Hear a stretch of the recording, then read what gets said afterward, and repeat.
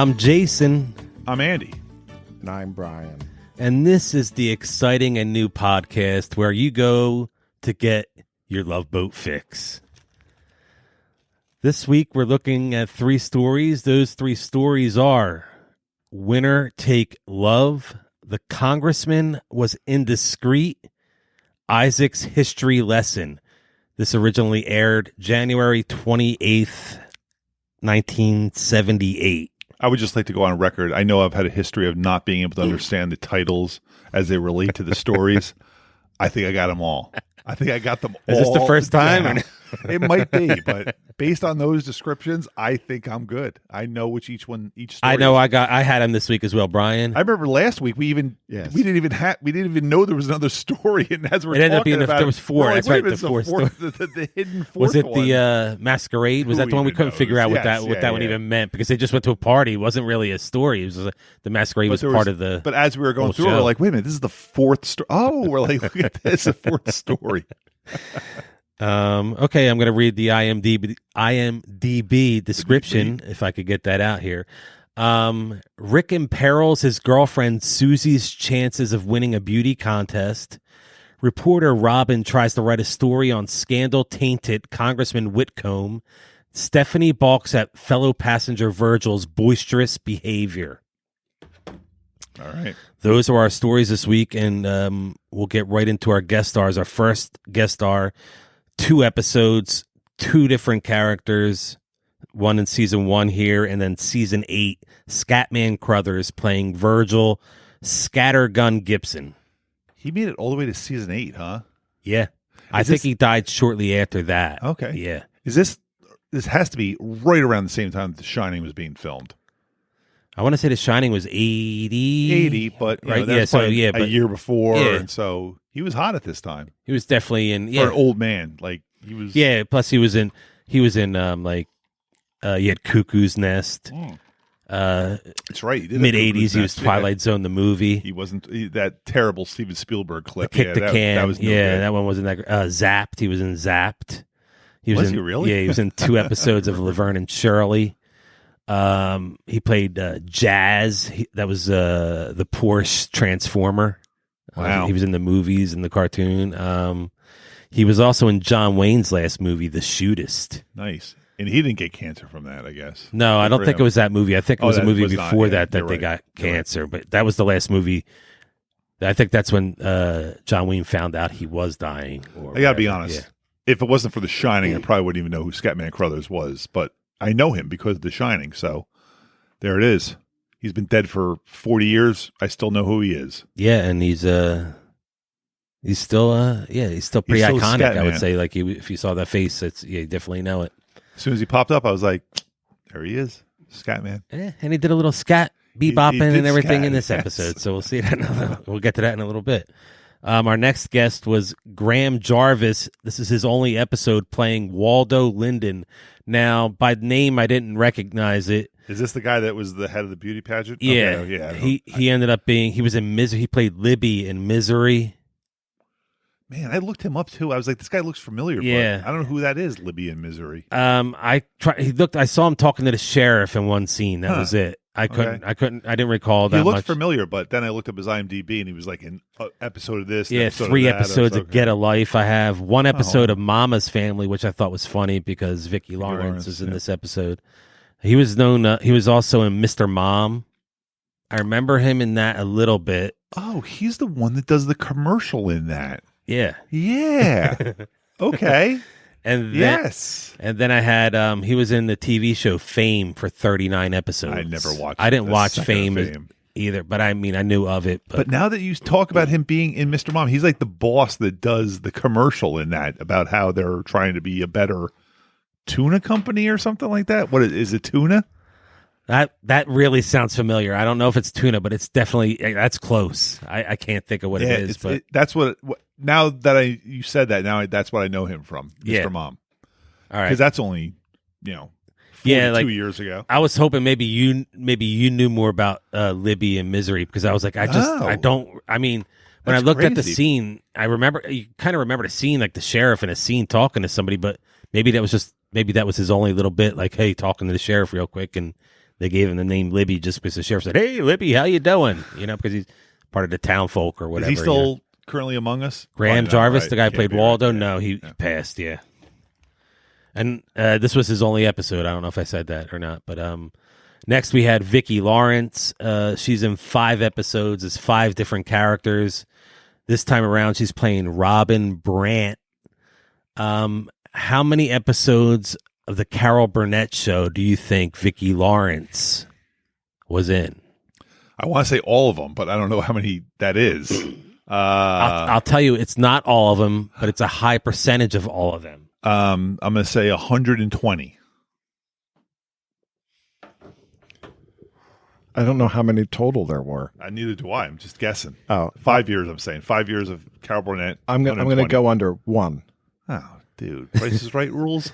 Well, Andy will take the win here because she was in 269 episodes. Really? There were that many episodes of Carol Burnett show? And that wasn't even all. She wasn't even in all of them. I think there was 280 something episodes. Did she leave early or not come in? I don't know. Maybe she just wasn't on some episode. Maybe she was filming or recording her music. I always What was remember her hit song? That's a Night the Lights Went Out in Georgia. Yeah. But I always remember hearing when I was growing up that she only got the job on the Cal Burnett show was because she looked like Cal Burnett. Yes. I don't know if that's true I or heard not, that. but I remember that's funny you hearing say that when because I was I've heard young. that before too. But she was a comedian in her own right and a singer. So yeah, she could have done more singing or even, like why would Cal Burnett hire someone that looks like her to be on her show? Almost like it seemed like was it like it to be a stunt double or something like that? Almost you feel like I had her here for 130 episodes of Mama's Family. Yeah, I watched that here and there. I was never like a watcher of it. I watched it. I guess it was more. I guess when I was a little younger than you. So, and if it was on, I'd watch it, but I wouldn't look for it. Ken Berry, F Troop guy, because we had Larry Stewart's last week. But he was like the son-in-law, right? She was in 5 episodes of Laverne and Shirley, and then I got 1 episode of Love Boat: The Next Wave. She was in 1 episode of that. But she's on 5 of this wave. Yeah. I really do want to see that. I think I really want to see that season. Don't waste all of Vicki Lawrence's info right now because we got 4 other times we have to talk about But her. Tell me you don't want to. I think we have to watch Love Boat: The Next Wave, that 1 season. I think it's like 20-some episodes. That will be part of this podcast. I can only hope I die before then. You need to be able to advertise on your buddies, on your favorite podcast. We'll get there. Next, 17 years from now, we'll still be doing this podcast. Next up, this was her 2nd appearance. She's in 5 episodes as 5 different characters. Maureen McCormick playing Susie Corbett. Yeah, she looked much less Marsha-like in this. I believe in the first episode she still had her looked a Marsha little. hair. I think she had a little older haircut look. Yeah, You're right. So there, yeah. She still looked good. Still looks great. Yeah, in her bikini for the competition later. The talent competition. Do you know how many episodes of the Brady Bunch she was in? 120. Brian. 1. This time he beat you with 117. Oh my God! I was only off by 3 with a wild guess. Now let me ask you all this. of them. Too, I was going to say, was she on all the episodes? That was all of them. Yeah, that was close, man. She was in 2 episodes of Bewitched. 1 episode of Happy Days. I think I mentioned that the last time she was on. Oh, 6 wow. episodes. I don't remember that. What was she in Happy Days? It was. I think she dated one of the guys. I don't know. I think she might have dated. And that's after Brady Bunch, right? Yes. Yeah. Shortly after Brady Bunch, because that ended 74 and that was 75, I think. You don't think. You know. I know. You know. You can say I know. I know. Fantasy Island, 6 episodes. Wow. So she was making the circuit back then. Son of the Beach, 3 episodes. Wow. I watched some of that. I 5 think I might have seen a episodes, couple maybe episodes of that, 5 or 6 episodes. And then I put this in here for Brian because she was in 10 episodes of Passions. Oh. Let Brian go. That's. He can't hit his mic button and not hit the soundboard. I need to move this over. Oh, but that seemed fitting because wasn't Passions really weird? So that made it. I think Is that might the one fit. that had the monkey or the monkey ape nurse. as the nurse? Precious. I knew I wanted to surprise him with that. I didn't think I'd get him that excited about it. Oh man. Next up, 2 episodes is two different characters. Bobby Sherman playing Rick Leonard. I didn't know him as anything. Even his songs, I looked up some of his songs. I didn't really know any of his songs. An episode of Fantasy Island, an episode of Partridge Family, but he was in all 52 episodes of Here Come the Brides. I heard of that. I never watched it, though. I don't think I've ever even heard of it. Yeah. It sounds like a name of a show, but nothing that I've ever seen. It definitely is a name of a show. But he was a singer first, Yeah, right? he was a singer, yeah. Next up, we have 6 episodes, 5 different characters. Dick Van Patten playing Congressman John Whitcomb. I'm sorry. You may know him from Spaceballs. Can you tell me how many episodes of 8 is Enough Dick Van Patten was in? Let Brian guess first this time. So he doesn't... 1. My guess is 1. No, I'm going to go 120. Oh, he's sticking your nose. What a dick. Was there 5 seasons of 8 is Enough? Yeah. I'm going to go 121. Oh, Andy, you should have went lower. 112. 112. It was close again. Some other things. He was in 2 episodes of Arrested Development. One of my favorite Mel Brooks movies, High Anxiety. And one of your other favorite Mel Brooks movies, Spaceballs. Yeah, I mentioned that. Oh, okay. Yeah, Did you say Spaceballs already? Yeah, I said Spaceballs right before 8 is Enough. You were Was I here texting. for- You were was I texting. here for that? He was texting. No, I was looking Brian. at Bobby Sherman Oh, you were real looking- quick. I was looking at Bobby Sherman. I thought I knew him from something else. Jesus Christ, man. Shouldn't that be the Bon Voyage Give me a scene? fucking heart attack here, that thing, man. Buttons are so sensitive. Maybe you're so sensitive. Oh, Lord. Professional operation here. I don't know what happened revoke there. your producer of the I year got credits. really, really scared there. He was in 3 episodes of Happy Days. So we got a lot of Happy Days connections here this episode. He was in the original Freaky Friday. The one with Jodie Foster. Yep. He was I saw in, that in the theater. Nice. I'm an old man. He was in 1 episode of Love Boat: The Next Wave, 1 episode of What's Happening. He's in the 2nd pilot of the Dick Love Van Patten Boat. was in 1 episode of the What's Happening? Yeah, they were.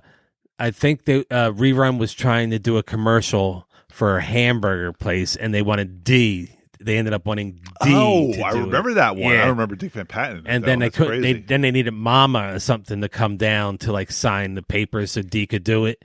And I think I Rerun remember dressed that up for as sure. or Shirley Rerun did. dressed up Rerun or as- Shirley? I dressed hope it up was as- Shirley. Mabel King as Mama. So yeah, the 2nd pilot of the Love Boat, he plays O'Neill the doctor. So he was I was going to say original Doc, but not even the original. He's the second He's the Doc. second one, yeah, because we don't know who's that first Doc. And then We'll get there someday on Patreon. he was in the Westworld movie in 1973. But it With Yul looked like a Brynner? small part. It was just like Usher #1, I think, was his credit. Yeah. So nothing great, like big in that, I guess. Well, 73. I don't know if he had much work before that, too. I don't know. After Dick Van Patten, we have 5 episodes, 5 different characters. Verna Watson. She's playing Stephanie Hayden. She's not in anything for too long. Christmas with the Cranks was like the biggest thing I thought I saw her in, but she's been in an episode of everything from 1970 on. She looked like that kind She's of person. done 1 or I was 2 like, I episodes know of this some- person from somewhere, and I looked her up, and I'm like, And you've seen him in a bunch like, of I don't know shows that from you used to anything, watch. but, Yeah.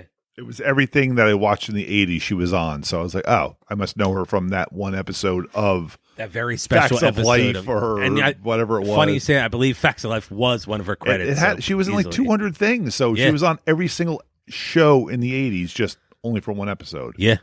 Hey, good work if you can get it. You'll be working on the ABC lot this week, doing why an not? episode. They used to have those. blah, blah, blah. They used to have those character. I'm sorry. Yeah. He's getting produced.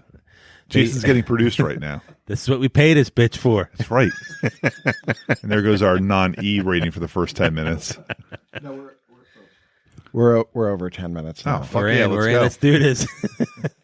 Our 11 subscribers are like, hell yeah. Next up, or last, we have Priscilla Barnes. 5 episodes, 3 different characters. She's playing Jeanette Arno. She was playing Terry from Three's Company. Pretty much. And can you tell me how many episodes that Terry, Priscilla Barnes, was in on Three's Company? I'm going to say Terry was on the last 2 seasons, so I'm going to say 50. Brian? I'm going to say 42. She was in 70 episodes. Oh, she was on 3 seasons. Yeah. Okay, all right. I thought she was 70 only on 2. episodes. Yep. Devil's Rejects. She was in that movie. Oh, okay. That Rob Zombie movie. I thought this was funny. She's in one episode of She's the Sheriff with Suzanne Summers. Was there ever anything with Terry, Cindy, and Chrissy Snow? I want to say there was at least an episode of Three's Company With where all they were three of them on it? like near the end, Okay, maybe came Maybe. back or something like that. Because I remember Cindy stuck around when Terry got there, but I didn't know if Chrissy was ever there. But maybe. Because I know Chrissy left, I think after season 3, I want to say when Maybe. they had that, but then she was on the phone for a little bit too into one season, I think. So it's like every time there was never any she was explanation why she left. She was just going home to take care of her mom, maybe. possibly And then Cindy was there. No explanation why just she to left. cover either. the rent while she was gone Cover or the something rent. like that, because Are you going to talk about Priscilla Barnes' best appearance besides? Three's I wonder if Company? it's what I have written next. Is it Mallrats? It is Mallrats. Yeah, Yes. third nipple. Yes. She's at the Dirt Mall, the Route 1 flea market in Edison, Have you ever New been? Jersey. I was there a lot back in the day. That was a really cool movie theater there, or it was 20 years ago when the last time I was at Do the some movie record theater. shopping, But that flea market, I went there a lot. Yeah. I never saw her there, but No, I wish I saw her there. That would have made it a lot more fun. except Mallrats is filmed in Minnesota, so I doubt they filmed True, that scene but there. maybe Kevin was inspired by something he saw as a kid. Yeah, I remember seeing that movie, and I'm like, that's Terry. And Kev, if you're not doing anything, if you're in Jersey and you want to come on our podcast, why don't you hit up our producer at Papa Bad Kitty on Twitter? His DMs are open. Kevin Smith's sitting around right now listening to this. Imagine that. That was the last thing I had down for Priscilla Barnes. I didn't have anything else really for her that was really noticeable. Oh, no. You know There's what I mean? nothing else. Yeah. I did not pick up any Titanic jokes this week. We had one director. I think there was 5 writers total for the 3 stories. Not before I don't want to get too deep into it, but there was a Roots joke again this week. Yes. This is not the first time there was a Roots joke, which came out this year, but Yeah. that might actually speak more to the topic of the movie more than anything. Yeah, and why it was I guess why maybe this episode touched on that subject a little bit, Yep. or a lot of it, I guess you could say, yes. Heavy-handed. Yeah. You want to? Can you get this to start? Yeah. I think is it just a space bar? I couldn't remember. There we go. Hey, Lauren, come on our podcast. She looked really cute this episode, I thought. Was she wearing those white shorts? Yeah. The episode actually it was the pants. The episode started off with Captain Steuben making an announcement. We heard And him you making actually the see him announcement. making the announcement. Yeah. He's in his wherever office or stateroom, and he's actually on the What microphone. did it call it? The bridge? Was he on the bridge? Maybe. You can't tell where he is right Yeah. there, but So he's making an announcement about the young ladies that will be participating for the Miss Pacific Princess will be coming on the cruise. was it the ambassadress at large? Ambassadress. I have never heard that word in my life. Ambassadress. I had to look it up too because it's an ambassador with special duties, not appointed to a particular country. Oh, So really? it's I just thought like- it just meant like a female ambassador. I thought they were making. I thought some that kind was of that at first sexist too, but kind I of was like, term. let me see what Goog says about that. So No man has give it a ever been Goog. called the ambassadrix. That is a female term only. So they're having 5 beautiful models who'll be doing competition during this 3-day cruise to Mexico. 3-day cruise. Yes, Man, they were in and back. yeah, and Who's then paying for that? I mean, 3 days. you figure they got to have some sponsors, right? I mean, the No, I'm Pacific saying, Princess like, is paying for Who that. wants to go on a 3-day cruise? Oh, What's for the that. point? I see what If you're you're going saying. on I see what vacation, you're that's a long weekend. That's like you said. Basically, by the time you get on the boat, you're sleeping that night. It's the next day. And then you're coming You back. enjoy that day. Then it's next night you're sleeping. We're coming home the next Yeah, day. It's even, not fun. That's not yeah. even a good. That's not even a good trip. Because everybody knows when you start a vacation, you're like, oh, I have You're 4 more days. already Okay. counting down. You're like, oh, I'm halfway there, man. on a week Oh. vacation. That Wednesday morning when you wake up, you're like, oh. You're like, It's slow half down. over. It's got to slow down. Especially if You're you left the Friday. Yeah. And now you're into Wednesday. Yes. You're like, it's over. Why do I even bother doing the rest of this trip? Because it's over already. I Yes. fucking hate this vacation now. I just want to go home because it's over. Even though you have like 3 That's to in 5 everybody's days left. head. I'm telling so you, glad it's it's just- other because it's in my head.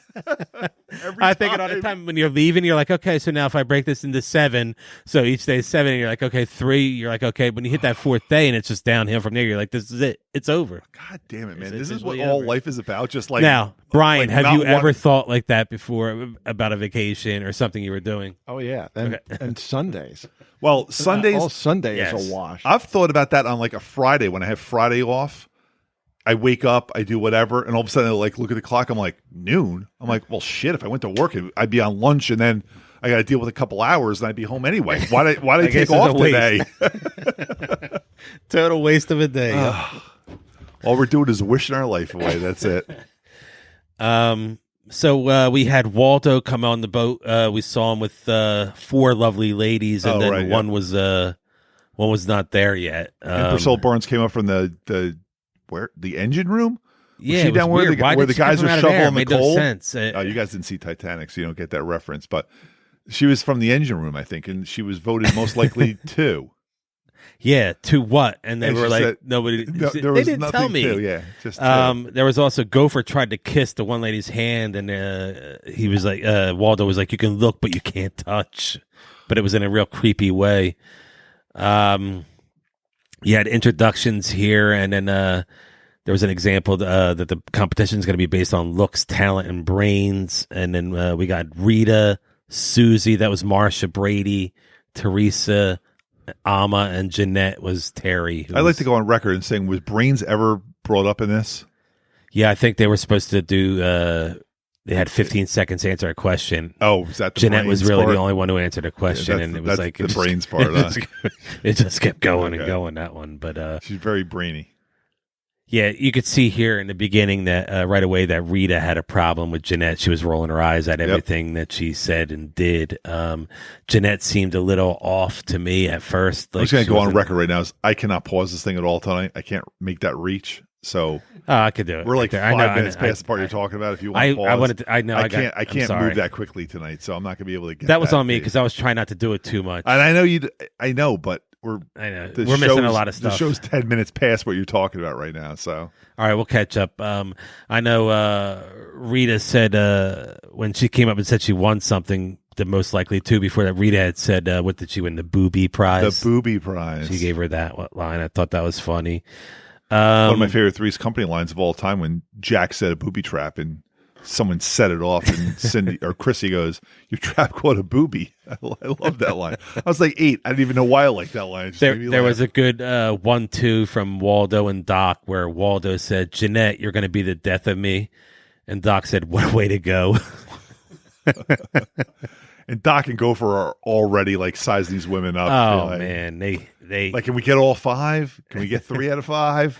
It's only a 3-day cruise. What can we do in 3 days? How much damage can we inflict in 3 days on these women? This is probably great for them. They're like, it's there's not even enough they time sink to their do- teeth into yeah. one and they get it and they're done. And No it's time one- to even develop a Bye-bye, relationship. yeah. Just get them in and out.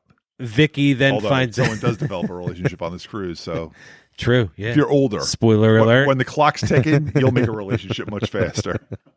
Brian knows he's old. Brian, I'll let him By in. 2 months. I was gonna say you had to get that in there. Chucky gave you a dirty look on that one, man. Vicky, He said it so loud, Chuck. He actually heard that. Vicky, not Stubing's daughter, is coming soon, but Vicky, played by Vicki Lawrence. Oh, is her name Vicky? No, also? that's why I Oh. just called her Vicky. I'll call her Vicky too. Vicky, Terry, yeah. Marsha. I think it was Robin. Her name was Robin. Okay. Yeah. So Vicky. So Vicky's in room 108 on the promenade deck. I believe that's Promenade deck, yeah. And that's we find out that's right up the stairs and to your right. So now we know those stairs right there on the Go right to the promenade. yeah, they go right up to the promenade. I'm saying, damn. Promenade deck. That's a tough one for me tonight.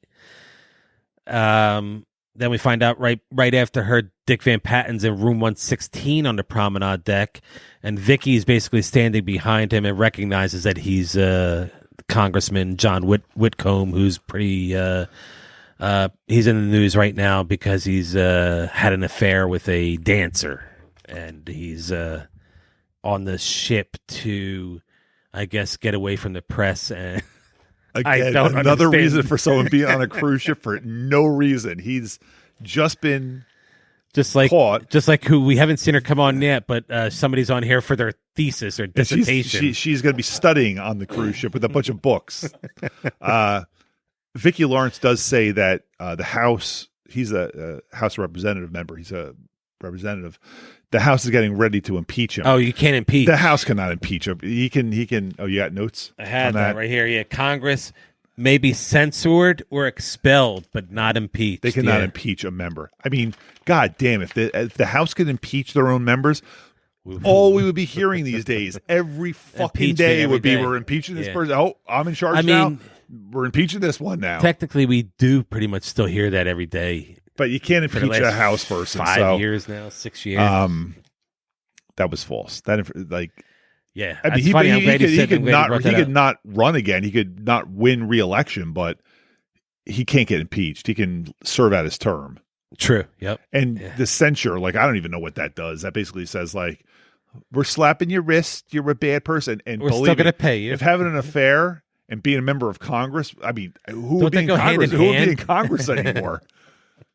Although they're all a bunch of ugly motherfuckers, so maybe they'd all. I mean, but that doesn't stop them from having affairs. And then you look at them up close, and they're just caked in makeup, and it's scary. I mean, it's they're all gross. How do they talk? They're like the Crypt Keeper, all of them. There should be a cutoff age limit, 35. You can't be in the House longer than 35 years old, not 35. I was just going to say it's not House. 35 years. There are definitely people in the House for 35 years. That is many elections, 18 elections or something like that. We then get Scatman doing a little bebopping and handboning pretty much. But Verna looks over and she wants nothing to do with his nonsense. And Isaac then starts flirting with her and says, "Hey, all the models are on board already," thinking that he's just trying to impress her, calling her a model, but. She's on there to do her thesis statement for her master's. So she's like, "I'm not a model. I'm working on my doctorate. Take a walk." And then she said, "I'm not a piece of cheesecake," which, by the way, I love cheesecake. Oh, who doesn't? That's my favorite dessert, I think. Then we get Scatman said to Isaac, "She don't like you. She don't like me. Lucky for us, there's plenty of fish in the sea." And then Isaac danced off with Scatman doing the whole. I gotta be honest, I felt a little uncomfortable watching that. It was good, but it was weird, right? I mean, the handbone, the definition. Would you like the definition of handbone? Yep, sure. It's a folk tradition where street performers who play out the beat by slapping and patting their arms, legs, chest, and cheeks, and sometimes while chanting rhymes. I think I saw it was Cuban origins or Cuba. I'm sorry. Oh, really? Yeah. I was just trying to make it so I was hitting the corner more. There we go. That was Cuban in origin. I believe. Yeah, I'm not 100% on that, but I think that's what that was. I don't remember Ricky doing that. Sorry. Yeah. Here's where we find out that are we all just feeling uncomfortable right now. I don't know if we should talk about this. I really don't know. I watched this episode the whole time feeling like I don't know what we should talk about here. I feel uncomfortable watching this. In 2021, this episode feels uncomfortable. Yes. Not just this stuff. There's other things. No, there's other examples. I agree 100%. I don't. As an old white man, I felt uncomfortable watching this show. I know this is supposed to be a comedy of some sort, but I don't recall hearing any laugh track in this episode for some reason, and there weren't many. Was there some cringe track, or was it like a? It felt almost like a silence track, like when you hear somebody say something and it's just like that total silence you hear afterwards. Yeah. I don't know. This felt 1978 doesn't feel that long ago. I don't know. Yeah, I was uncomfortable watching this. Yeah.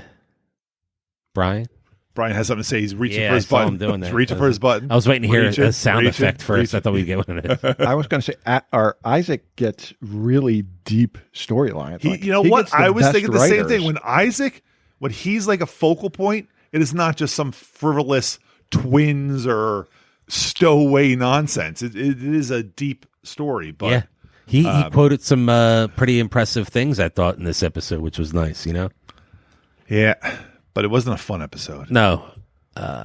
not at all. Here we find Terry. I'm calling her Terry for this episode. Is that what we're going to call her? Oh, of Priscilla course. Barnes, right? Does she have another name? Well, it was Jeanette in the episode. Good so, Lord, yeah. no. She's either Terry. So we get Terry, Marsha, and Rita. They're all rooming together, and they're in cabin F281. So they're on the Fiesta deck, I believe is what we. I would just like to point out they right? have these ugly green. Those beds are horrible. There was 3 beds, like they were right next to each other. Up in a row. Was there a foot between each bed, if that? I mean, it was pretty good. So I looked her up. She was only in one episode, that girl that played Rita, because she wasn't in one of the main...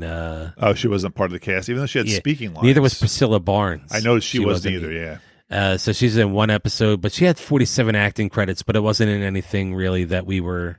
She had a long face. She's not attractive. Like, I don't know what she's doing on any kind of beauty contest thing, but no. She shouldn't be on it. It was already a race. It was a race between 4 for you in this competition. It's really between 3 because another one wasn't looking too good either. Was that Gopher's girl? It probably was. Well, I think they're trying to make the guest stars look better. So, yeah. do you think you get cast as an ugly person to be like, we want Marsha and Terry to look better? These are really good-looking girls anyway. But what makes them cast Priscilla Barnes and this lady Maria O'Brien in these roles and then not give them the big credit? Like, they get the smaller credit. I wonder what that. I wonder. Well, first of all, you said, they have quite a bit of their main. But they're also nobodies at the time. So I guess only the somebodies. So that's what I'm saying. There must be a line. If you had to have been somebody in order to. If they cast like Connie.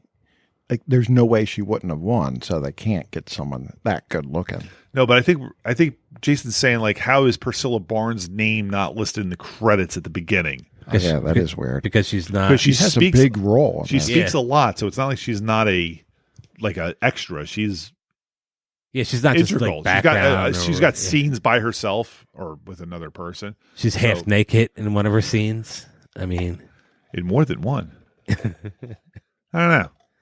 I was should call your local SAG member and ask them, or SAG agent, and see what they say. We're still waiting to see if we can get any of these.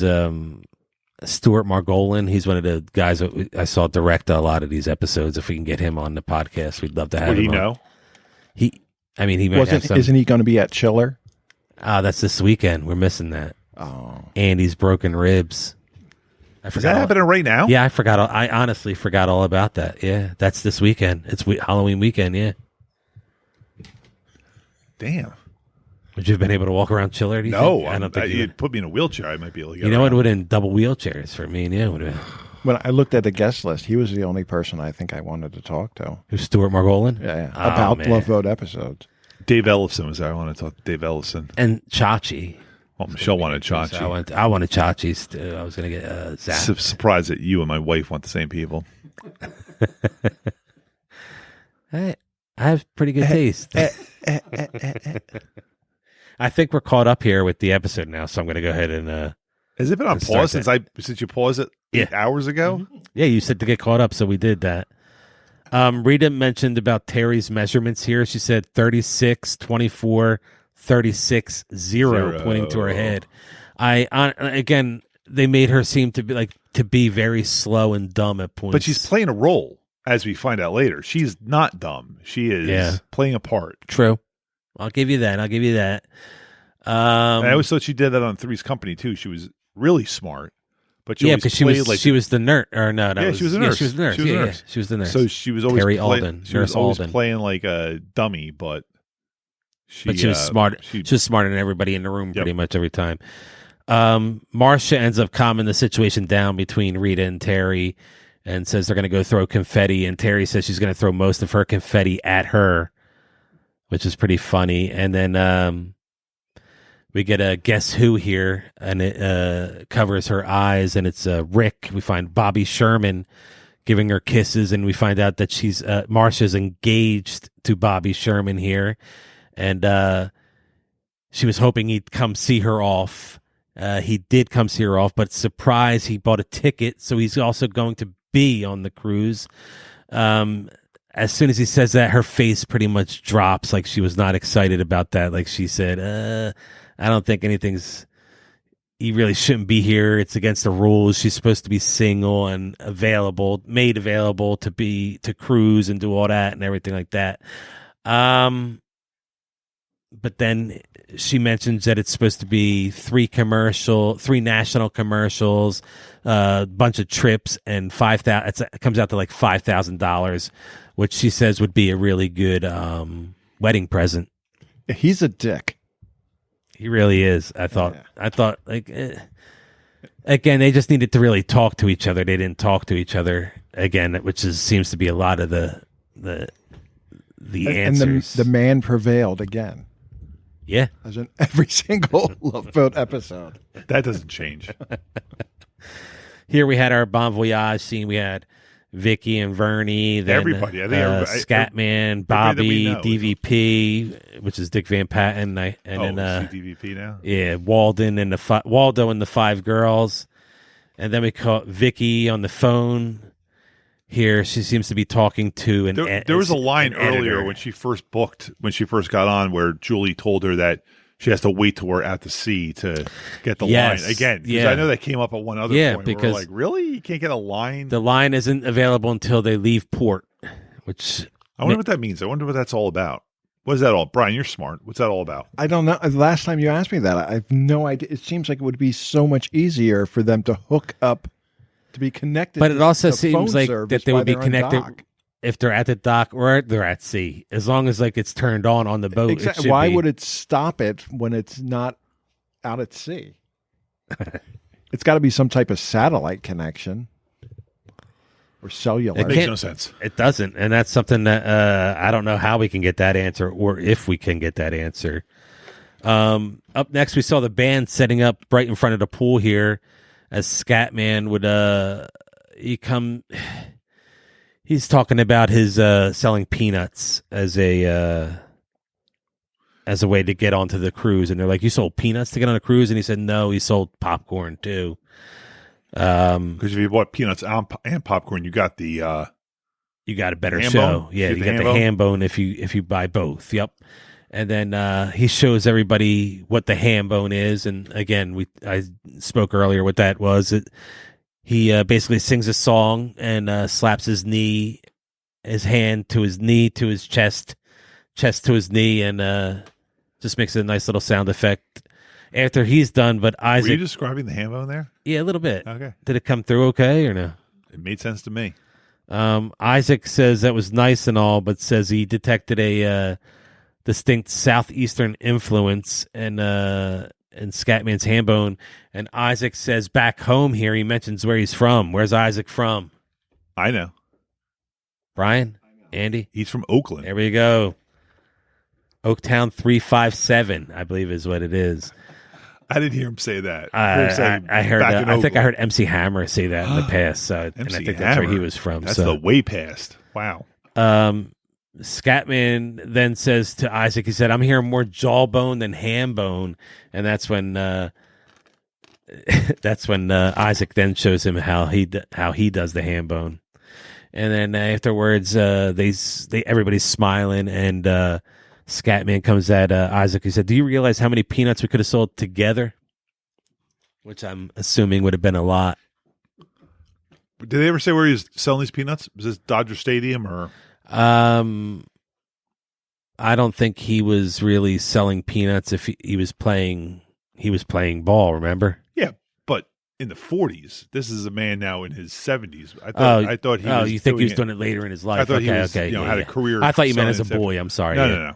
I mean, like, what was he? Where was he selling peanuts? You seem to have lost your focus there. Did you see something on the screen that made you lose your attention? Yeah, Isaac's now handboning now. I'm really just uncomfortable watching this episode. I gotta say, double handboning. I like Isaac's Handbone better than Scatman Crothers. Well, he's also a younger man, and it's a young man's game. Like most things, the younger. I think you are, can find love in both of them. And you know what? I'm going to find the love in both Scatman and Isaac here. I'm a big fan of both. As am I, Brian. I just like Isaac. How Scatman came all the way back from his vacation in Miami to fly all the way back to Colorado to save Danny. How can you not like him? And then take an axe immediately to his chest. Immediately. What was the point of even going back there? I don't know. It's just so they can have the this snowplow is thing all to drive stuff away from, right? This is all stuff that Scatman has no idea where he's filming at shortly after this episode.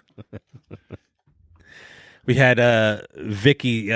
Vicky basically sits down with Dick Van Patten while he was having a drink, and she mentions how she knows who he is. She voted for him once, and she'd do it again. She said, so he invites her to have a drink at the Starlight Bar. So they're gonna have Starlight a drink. Ballroom? Starlight Bar, yeah. I mean, so Vicky's a reporter for some rag, Shenanigans or something like that. They say it later. Yeah, they Scuttlebutt. Yeah. And was that a real paper? That sounded cool, right? No, but it got flown in, so it's important that they flew it in.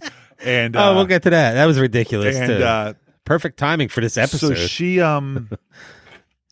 she wants this scoop, but she falls in love with him immediately. Immediately. Oh yeah. She's already in love with him. Like he said his piece, and she's like, and he's super creepy. He's kind of creepy. He's a bit creepy.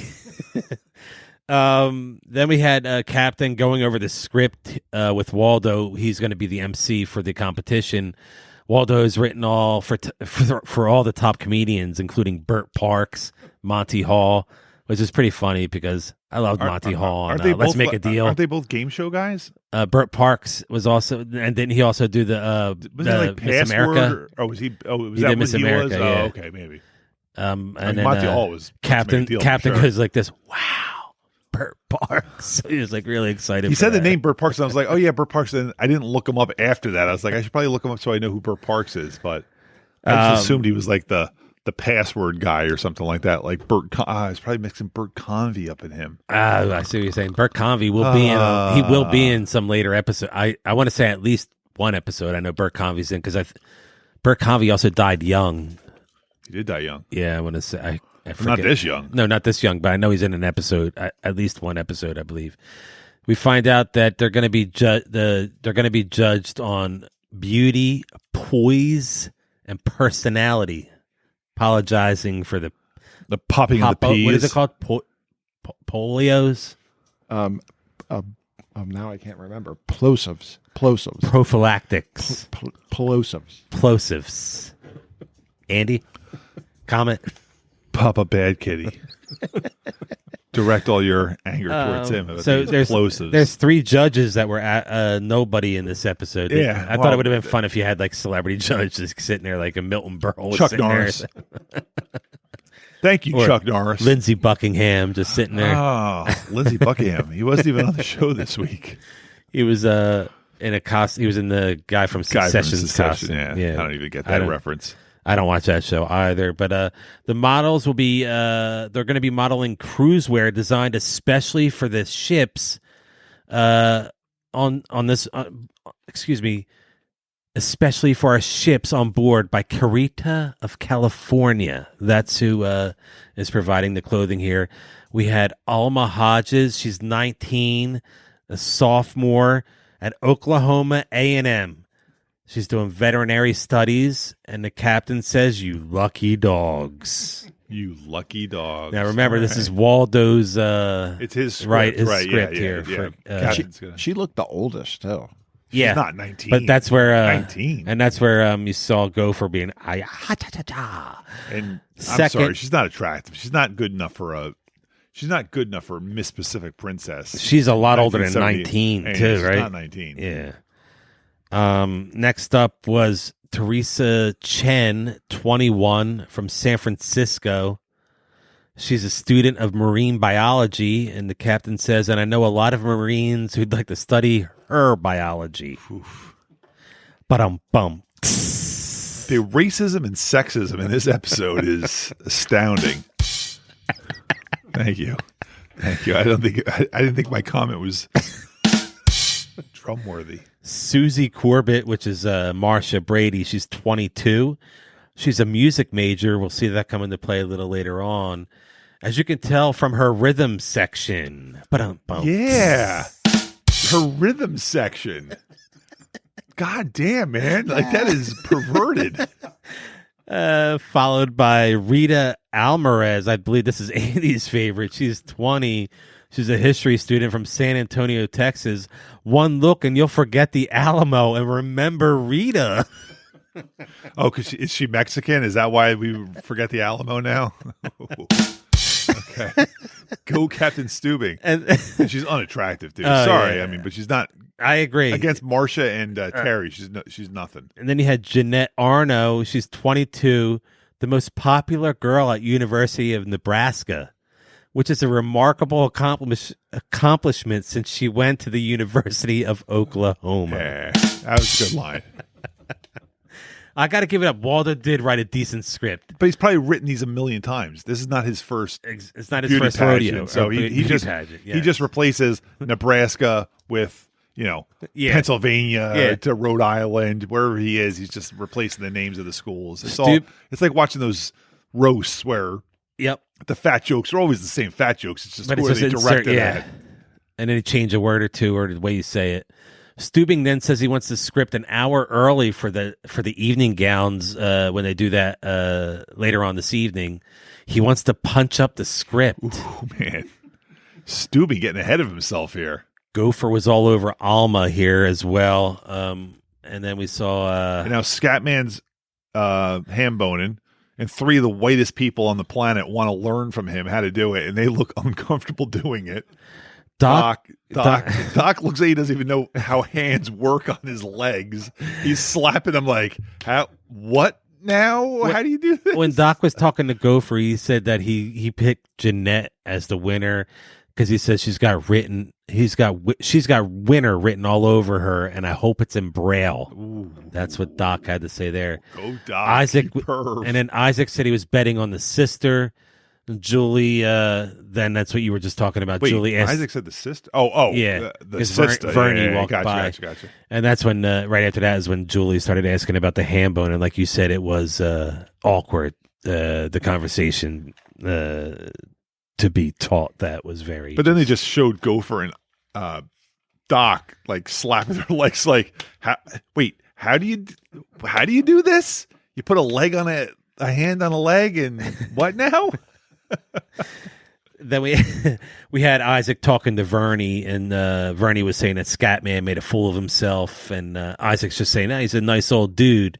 And Vernice then says how long before he starts strumming on the old banjo. So we saw how Vernie and Isaac were looking at Scatman both in completely different ways. Next scene, we jump to, it got real quiet there. Marsha sneaks in. I have a hard time talking about it. What am I supposed to say? I don't know. I know. I thought it was funny to call it out, though. But Marsha sneaks in to see Bobby Sherman here, and he asks her to sleep with him tonight. And we find out Bobby's cabin is also PR 105. I guess that's Promenade. I guess. Something R. I don't know what the R is, yeah. As PR. As Marsha's leaving, she's standing outside of she's in the doorway next to the elevator, and Rita sees her kissing Bobby, so she runs off basically, which is automatically disqualification from any beauty pageant. If you ever kiss a man, that is it. You're out. She's unbecoming of character, I believe, or something like that is what he said. At this time, though, Rita still standing there. Vernie gets off the elevator, and Rita's walking away. Isaac's checking out Rita as she walked past him. He turned around to look at her, and that's when he bumps into Vernie and knocks the books out of her hand to see what she's reading. And she's reading a bunch of history books, right? Yeah. Isaac says, "Look at all these books on Black history," and he says, "What are you trying to do? Rewrite Roots?" That was Roots. The joke. She said she's working on her dissertation, which is also like a thesis. She's going for her teacher. She said she's a teaching fellow, and he said, "You're not like any of the fellows I've ever met." So he was they're trying to get the humor in there and trying to basically. Was there a laugh track there, fella? There was no. I don't recall a laugh track though, but it's just showing how Vernie's very serious, Isaac in a more playful mood, I guess you could say, and he said if he had a teacher like her, he'd still be in school. And then they finally introduce each other, and he sees that she's reading Slave Families of Virginia. She loans it to Isaac. She tells him to start with chapter 9. Gopher. Here's what I wanted to talk to you about. Gopher sees Isaac talking to a woman here. He's talking to a woman here, and Gopher comes over, interrupting like an idiot. Oh, show me the handbone. I need to know. How was it? Bumbling like a fool. An idiot here. He ran into another black person. He's like, you know handbone. I didn't understand. I did not understand why anyone would act like this. If somebody wrote this script and I was acting it out, I'd be like, no, I'm not doing this. Nobody would act like this. It's amazing how amazed they are at doing the handbone. Rightfully so here. Verna gets super pissed and leaves. I don't blame her. I don't blame her one bit. I just did not understand what he was coming over there asking. Like, look how crazy he is here. Look at this. He's smacking himself. Look at him, and he's like, ow, like it hurts. Like, you're a grown man. You're a grown man here. Like, what are you doing? This is your future congressman from the state of Ohio? I was going to say Minnesota, but I don't know. I think Minnesota's Albert Brooks, right? Well, he was a senator. But I mean, he was from there. Yeah. That's the state he was representing. Albert Brooks? Or Al Franken. Al Franken. Al Brooks was on my mind. He is Al Brooks from Curb Your Enthusiasm. Albert Einstein. Yes. You should have just left Albert Brooks in there. People would be like, Albert Einstein. Now we're confusing people. Are going to be like, what? Damn. Vicky's on the phone with Frank. We find out Frank's her asshole editor, I guess, of Scuttlebutt. She basically gives a couple of little details like, oh yeah, the girl's about to come out with her story about the congressman. She talks about he's going to leave his wife. Congress is going to try and throw him out. And Frank says she has 1 hour to get back to him and confirm any of these stories. And she tells him not to go with any of those stories until she talks to him. Well, she shouldn't have said them out loud. I agree. That's what I was going to say right there. She says, don't tell any of these stories, but you're telling a scuttlebutt editor.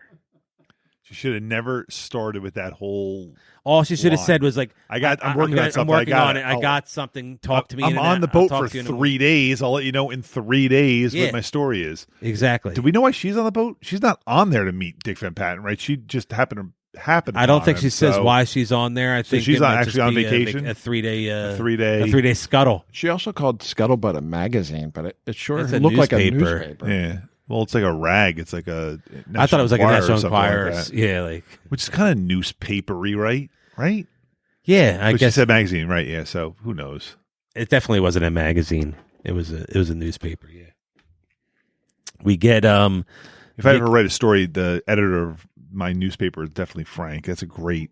You think so? Well, I'm just thinking of Fletch. The guy's name in Fletch was Frank. He was the editor of the newspaper there too. So yeah, I'm naming my editor Frank. I was going to say Fletch. I've been drinking. Are you going Fletch? I think he's going to name him Fletch. We get Vicky and Dick Van Patten are having that drink in the Starlight Bar here. So they're already in love. They've been on this boat for 6 hours, and they are already in love. But this isn't where they tell each other. I know, because they're not going to do that right away. Yeah. But they are already so far. He does a thing. How do you think you'd feel if he kissed her? Remember, he kissed her on the cheek, and he said the headline would be Congressman in his conquest scene, living it up on the Love Boat. I like when we mention the Love Boat, and that's not the only time they mention it on this episode. They mention it again. How old do you think Vicki Lawrence is in this episode? I mean, she's young, right? Is she even 30? I knew you were going to ask that, and I knew I didn't look it up. I should have looked it up. Dick Van Patten definitely has her by 20 years, right? 20 years, right? 20 years? Without hitting one of the sound pad things. Oh, my God. Oh, we're going to have a little... I'm going to guess that Vicki Lawrence here is... I'm going to say 30. So this is 78. I'm going to say I agree with you on the 30. Dick Van Patten here, 52. At least 50, yeah. At least 50, yeah. 52, I'm going to go with. Okay. And our producer is figuring out how to use his phone and touching buttons. I don't know how old she is, but she was born in 49. So she would have been 31. 29. 30. Oh, yeah, 29. Wait, math? Wait, 49? 29. Yeah. 29. Yeah. 29. That's what I said. Born in 49. Okay. We said 30, Oh, I so said we were 30. close. Yeah, and we Are you sure now that we're- doesn't mean she's like 117? I'm really bad at math. She's younger than our parents. Nuh-uh, she's older than mine. Oh. What, 49? Yeah, she's younger than my parents, but not by much. But So Dick Van Patten was born in 28. so he's 21 He's years 50. older than her. Yeah. 21 years older. We said 50, 22 50, years so older. 52, So yeah, okay. we were close. Yeah, So he's 21 years older than with her. the great There's a picture with, that came up for him. Is that him in bed with Meg Ryan? Who the hell's he in bed with I there? don't know. Wow. She's definitely younger than him. Yeah, here he has a really nice comb over. Yes. And he's like a year away from not being able to even pull that off because Yeah, it's going to start receding quickly now. and this was several years before Spaceballs, right? Because that was like what? Now, the one thing I have to ask about, when is 8 is enough? I guess I can look that up. I was going to ask Jason. I figured Jason knows off the top of his head when he That wasn't one of my favorites. See, Michelle and I were talking about Too that many today family. because I Willie was Ames. incapacitated today and I was just sitting there watching and she came in and was watching it with me. She wants to do an 8 is Well, enough we started podcast. talking about, she's like, so what else besides Spaceballs? 8 is enough. I'm like, I don't even know. She's like, 8 is enough. She's like, I watched it. She's like, I couldn't tell you one thing about that show. And when you think about it, the only two people I just know it was like a big family. yeah, but And who else besides Willie Ames can you name? I can name somebody Can else. you really? Yeah, Oh. Adam Rich. Is that the kid, Nicholas or whatever? Yeah, okay. I wouldn't have known that. Yeah, But Nicholas Bradford. Yeah, I could see. so some, you know the little boy. You I don't could know see- the teenage girls, I but could you know see the some. little I boy. could see Okay. their faces, but I can't think of their I names. can't even think. I Yeah. can't even see their faces. 77 to 81. So this is in the height of Yeah, It's 8 Enough. is enough is happening right now. Yeah, 77 to 81. That's I remember him being. I I remember him being a very serious dad in that too. It wasn't like a fun-loving dad. It that was like more a of dramedy, right? It was Yeah, like, but I don't think there was so much any. It was more drama than any comedy in it. I think he had a little bit of like comedy, but not much. Yeah, I don't really remember much about It's Enough. It sounds like it would have been something I didn't watch though. From 77 to 81, I was a kid then. I wouldn't have been watching a serious show. That would have been on at night, probably like, and you were 9 like in o'clock, your 10 bed, o'clock, bedroom. yeah. You're like, because love. God damn, man, this guy's awesome. That's a lot of noises. We got a lot of noises. It's the Halloween episode, so we have to have a shriek all of a sudden out of nowhere. I feel like I just hit another one. Just moving. I'm sure you'll hit at least a few more. We have to. We're only like 6 minutes into this episode, I'm sure. Are we really only that far in? Oh, I have no idea. We're night- almost an hour. All right, We're that's all right. 19 minutes here. That's pretty good. We had a big Intro. Yeah, a lot there's of cast members to discuss early on. and here we're getting the this is the start of the evening gown competition, right? Yes. The And- poise competition. I'm sorry. Oh, poise. Yeah, this is where Well, they're that's gonna. with This, the evening gown, this right? is where they're gonna do the. This is where they're gonna do the question and answer. But Waldo's about to bring the girls on, but Stubing's doing his punched up lines here, so he's stepping on Waldo's lines here. And I don't remember his line. He had an ad-libbed line too, and I don't remember it now, but it was a terrible old joke. It was about the snapping. He kept snapping on. He's like, "Why are you snapping on this boat?" Because the snaps keep keep elephants away. Yeah, right. I He don't said, see "There's any never been an elephants." elephant on this boat," and he says, "It's working. Yeah. The snapping is working." It was very, very bad, and there was nothing funny at all in that line. And no one laughed. The poise competition. It's going to be. They'll have to deal with the press and foreign dignitaries, so they're going to answer one impromptu question The here. press and foreign dignitaries by being the Love Boat ambassadrix. You know, those foreign dignitaries, when you go to China, they're going to be like, so, Look, I don't know if the sheik, why are you here in the China? sheik from Cannibal Run could be on this boat. We don't know that. Is it You know? Jamie Farr? He might be. I think And the Jamie pre- Farr is the- definitely the going press will be coming on. Janice, LA Times here. I'd like to ask you a few questions about your ambassadrix and dominatrix that you're Like, about to do on the Love Boat. We found you in the back of Craigslist. So we asked Jeanette or Terry in 15 seconds, tell us your goal in life. And I got it roughly here. She said, bring all the people in the whole world together so they can live together in harmony and they can love together forever. And then she says, "How much time do I have?" And he says, 2 seconds. She says, "Together." That's Oh yeah. and then I watched this episode. And I then, saw it. and then Steubing said, "Thank you." Yeah, thank you. Thank you, Terry, for your perfect. Your Steubing is on point tonight. Oh boy. Dick Van Patten here comes out on the deck there talking to Vicky, apologizing. They're both apologizing, and he tells her that the divorce was coming. His wife couldn't handle politics, so she knew it wasn't supposed to get out about the affair. The press got a hold of it, and that's what it's making it look like he cheated on his wife, but his wife knew everything that was going on, basically, and he said he was working on tax reform legislation. He was working on a bill that would benefit millions of Americans. Millions of Americans. I thought on that. this tax bill. I'm very interested in what his tax bill curious. is. I'd like to be benefited by this tax bill. I wonder what it was. He says he's going to resign. She says not to. And he says he's tired of fighting. He's all alone. She says, like, basically she wants to fight with him. You know? It would have been funny if they got, like, Reagan to play this role, since he was governor of California then, but just to have a future politician, a future president of the United States being, I'm done with politics, I can't do it anymore, and then a couple of years later, he has a really cool idea for legislation. Yep. Is Donald Trump ever on the Love Boat? I don't know. I'm trying to think of who could possibly be on the Love Boat that's a politician. He's the only one that really comes to mind. I'm sure Bill Clinton was not on the Love Boat. I mean, I'm sure Bill Clinton has a love boat, but Jimmy Carter, no, he's no fun. He's building houses. Can't be bothered with that and building houses. I don't know. I mean, there's got to be some. Obviously, some people. Well, we know Gopher yeah. becomes a politician, and Sonny Bono, I'm sure, is on this. He becomes a politician. Right? Don't tell me Sonny Bono is not on the Love Boat. I don't know when or if, but I would guess. Oh my God! I would guess that Sonny Bono is definitely in. Wouldn't you? I hope he is. I mean, this is the time of his life that he should be doing the Love Boat. Agreed, because this was the height of all those variety shows, and Sonny and Cher were going pretty strong then. I think, right? So bad.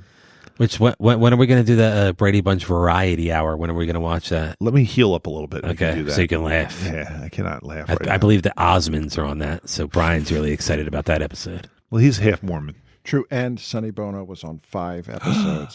So excited. Do you think maybe he was on like around the time when he was on Airplane 2? I was just going to say, he's like, don't have to know you're impotent. 78 was his first year, so maybe this season. Ah, he's coming on soon. He's like, I'll take the second time bomb from the left. Oh, wow. I'm so excited for Sonny Bono. So it's definitely. But anyway, those are definitely future either the end of this season or the beginning of season 2 for. Because nowadays, if you're a politician nowadays, you would go on the Love Boat just to be seen. Yeah, you get on there and be like, "Yeah, I'm taking a vacation with my wife here before the election starts." Like, hey, I'm for the people. That's my you know, political impersonation. With your thumbs up, hey, I'm for the people. The people. It's for the people. That's definitely a Bill Clinton impersonation. That's right here. You think this is Clinton? I think that's your Clinton. It's my Clinton. This is mine. Thank you. Thank you very much. Where are we at here? I'm sorry. Christ. Cut that out, please. Trump doesn't do anything till 89. That's Trump's first credit. When's that? What's he doing in 89? Bobby Brown on Our Own. The singer Bobby Brown? Yeah. Like the guy that killed Whitney Houston, Bobby Brown? And his daughter killed his daughter. Don't you have to say allegedly? In the official I'm not music saying video allegedly. for He his can song come sue on me. Our Own. Wait, what was that? It's his official music video for his song On Our Own. On Our Own. I'm thinking of somebody else. On By my celebrities On my from own. New York. So I don't even think he acts on it. I'm sure he was doing Howard. I know he was on Home Alone 2. I don't know what that was. That's probably what year that was. Yeah. mid 90s by then. Yeah, 92. Yeah, because 90 was Home Alone 1. Did you see they're remaking Home Alone? I mean, haven't they made like 7 sequels? No, they rebooted it. Like, there's a new kid. They leave him at home, too, which makes no sense because cell phones are a thing now. Well, you always have to come up with an excuse why cell phones don't work. I was watching Better Call Saul today, and it's amazing in What year is that Mexico. supposed to be? I think early 2000s because I think so too. It's yeah. before Breaking Bad, but it's amazing the terrible cell reception that they have in New Mexico and then Mexico. Like no one can get a signal. Anytime they need one, can't get one. Never can. Never does anybody when a phone is needed, someone picks up the phone and makes a call. When someone needs to make a call, never have cell reception. It's amazing. It's amazing how plotty the cell reception in southwestern United States. Do you remember seeing like the cell maps like early on? Like you saw like there was so much areas. There'd be like a big red like, blob in the northeast, and then one in L.A. and then everything like, to Chicago is just blank. Like nothing else is going on. It's amazing when you see it now. And you're like, wow, if you live in Wyoming, there's like don't buy a cell phone service. if you live in Wyoming. Yeah, there's no. You have to have a landline. It's no. I know you just rewatched season 5 of Better Call Saul. Yeah. Have you done a full Breaking Bad rewatch? No, I keep trying to. I want either. Michelle to watch it. I'm not gonna rewatch it on my own. But if Michelle one day says I want to watch Breaking Bad, I'll be like, I am there with you. Let's go. Yeah. But so far she has not said that. Like I'm currently doing a Wire watch. I'm finally getting through. I'm on season 4, episode 11. I'm really proud of myself. Have you watched The Wire, Brian? No, I have not. All right. How many seasons is The It's Wire? only 5. So you're almost done. Yes, I'm almost done. Previously, I always like got hung up at the end of season 2 into season 3, and I would always I would bail. I've never made it past that season or episode 4, I think. I'm not, like I said, I don't want to be that guy. Oh, you got to watch this. I'm not saying it's the best show ever because it's a show that I enjoy. I definitely like it more now than I did then. I don't know why I stopped then. If I think about it, like because like I enjoyed that season 2 now so much more than I remember. But it's just weird that I'm really plowing through it. I'm proud of myself for that. Keep plowing there, Jason. You're doing The Sopranos though, kind of like that right now, like right? I'm not like I think I'm like halfway through season 4. It's just like whenever I get around to it, I'm like, oh, I'll watch an episode of Sopranos. I'm not dedicated to it. How far along is their podcast? The Sopranos podcast. I think they got like maybe 4 or 5 left. They're in the home stretch now. Are they doing any like really big episodes for the finale or anything like that? I mean, they did a big thing for the movie, The Many Saints in Newark. They had like the guy that played Dickie Moltisanti. They had David Chase. They had Michael Gandolfini on for that. They didn't actually review the movie. Did they have Joey Diaz on? They did not. Oh, that would have been great. But I mean, they're in the back. Steven, I'm sorry. The back part of the episodes, like the last. I think the season 6 was broken into 2. Yeah, they're on the second part. That's how of Breaking season. Bad's final season was like that too. And it's funny they talk about that because I've always wondered why it's all about contracts. Like they signed like to do however many seasons. So instead of going back into if they go 6 seasons instead of 5, instead of renegotiating the contract, they'll just say we're doing 18 episodes this season and break it up into 9 and 9 rather than do season 6. 9 episodes, season 7, 9 episodes. They're contracted to do seasons, so they don't have to renegotiate and stuff like that. It's all about the dollar. Isn't it always? Are we doing a Sopranos podcast? I don't know. I just asked about it because I remember you saying something about that getting near the end or something. I was wondering if they were doing anything special because it'll be over before. Just trying to get some ideas for our finale before the end of 2021. That podcast will be over. This podcast will still be going on in 2031. So we are not even we are barely even halfway through the first season. But we're doing one a week now, so you can't really say that we're officially one a week that gets released. So we can't say that it's going to take 10 years now because it'll only take us 5 years if it's 250 episodes, right? I guess. I mean, I know. You said no math on this episode. I apologize. I was told there would be no math. Vicky and DVP here, this was where they were still talking about when Dick Van Patten and Dick Van Dyke get together. Is it DVD and DVP? Oh, do they talk it's like gotta that be. to each other? And it's DVDA. DVDA. Yeah, that was also the name of Trey Parker and Matt Stone's band, DVDA. Oh. Do you remember what it stands for? Yeah, I do. You want to tell Brian? Brian knows what DVDA stands for. I don't know what that is. I'm not going to say those words. Do you want me to say it? I don't care. It's double vagina, double anal. and You don't need we don't need to get that disgusting. it's from the movie Orgasmo. I'm just quoting it. Very funny movie if you haven't seen it. It's a quote, so it's all right. Up next, we find it's a great movie, though. We find Marsha sneaking in Bobby's room here, and Rita and Waldo are spying or watching. Basically, Rita ratted out Marsha here. Do you have anything you want to call Rita? No. Here, Andy, you're the one who seems to not like Rita. So if you have anything she's very to say ugly. about Rita. She's ugly. She's not good looking enough to be a beauty contestant. I have a certain standard I'd like to have for my beauty contestants. Marsha or higher. Marsha. Although Marsha's very attractive. I shouldn't say like she's the low end of that. Marsha's very pretty, yes. Yeah. Marsha then says she can't stay the night. She feels like it's dishonest, so she's going to leave. And as she's leaving, she is caught by Waldo and Rita. And Rita's basically like, see, I told you. Can you cut that part out, please? And, bad liars. Because I'd be like, oh, this is my brother, Bobby, right here. Like and then you're out of it. Bobby, I didn't even know he was going to be on the cruise. I saw him. And right away, guilty of conduct unbecoming a possible ambassadress for the princess. That is way too many S's. She's Plus disqualified. As we know, disqualified. This is the Love Boat. She's actually acting as the best ambassador for it. I don't understand. They wanted a pristine girl, like a virgin. They didn't want anything. I guess that's what they're looking for. I don't think any of these girls are virgins. Right after the disqualification, we get Vicky and DVP kissing. They're already in love. It's day 2. Then they go to their separate cabins. Well, it looks like she's right in front of hers. I thought she was going to say, like, she said, "I'll see." I'll see you in the morning, and I thought she was going to say, like, when I wake up, when I roll you over, or something like that. But then she closes the door behind her. I was like, "Oh, okay." Now I guess as soon as she closed the door behind her, though, she starts staring at her phone, like, "It's going to ring. It's going to ring." It rings as soon as she walks into her cabin. It rings as soon as she walks in. And guess who it is? It's your buddy from Scuttlebutt, Frank. Yeah, but yeah, I mean, that phone rings as soon as she walks into her cabin. That guy has great timing because she hasn't been in the cabin for hours. And here she says, Frank, you told me. She says, Frank, you told me you'd give me an hour.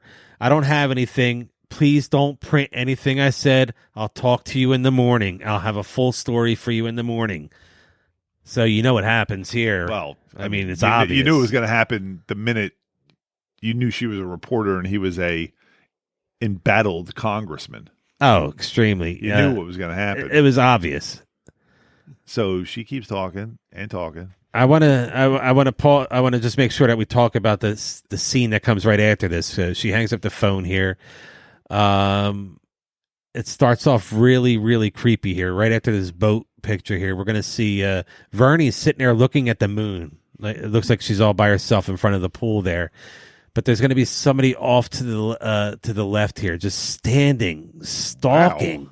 It's very, very creepy. Like, Isaac's just standing there staring at her. Did that not look weird? In that leather.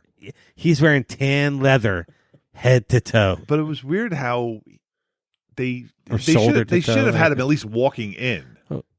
They're staring up at the moon. He's learning from Doc.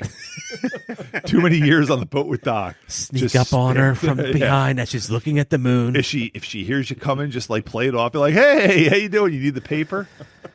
Oh man! So we get Isaac sits down next to Vernie and he starts talking to her and he says, "And God stepped out on space. He looked around and said, I'm lonely and I'll make me a world." That's James Weldon Johnson quote. And Vernie then starts talking about Jason's always trying to educate us on this show, man. She starts talking about the ancestors. She said they were shackled. They never got to see man. this. It got so deep here. I was like, and wow, then Isaac was like, "Hey, is that all?" Isaac was rude here, though. He's like, "Is that all you think about?" Yeah. He was like, really. He got like, all you think about is our ancestors in chains. And she said, like, he's thinking about this night, the stars, the sea, you. She said, "I'm trying to get you serious about our people, not about me." So she's basically saying she just wants to like teach him knowledge, not have any kind of relationship. Isaac hands her an apple and says this always worked in grammar school, which is weird because if Isaac was banging his teachers and wearing leather from shoulder to toe in grammar school, that was just a little weird. Are you saying you never got any off your teacher when you give her an apple? Hey, you did? I know your gym teacher did. Then he gives her a kiss on the cheek, which turns into a real kiss on the lips. And then at that time, Scatman Crothers, the Handbone committee comes flying. He comes in with a conga line, and they're singing Camptown Races. Congo sound. Once again, That's long.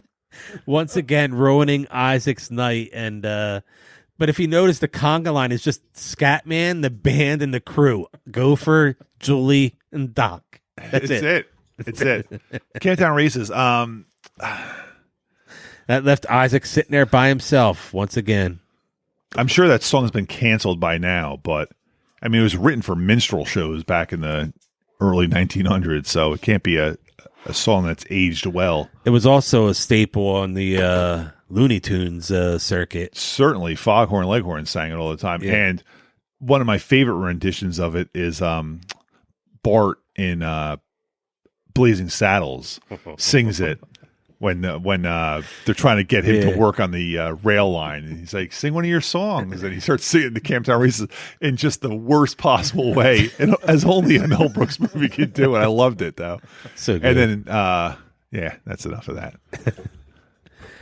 All right, our next scene here, we had Jeanette had called Waldo to her room because she needed help getting her zipper down. Now, so like she was having trouble getting out of her outfit, it seemed like. But her outfit was pretty much half off already. Now, is she setting him up here, or is this an honest?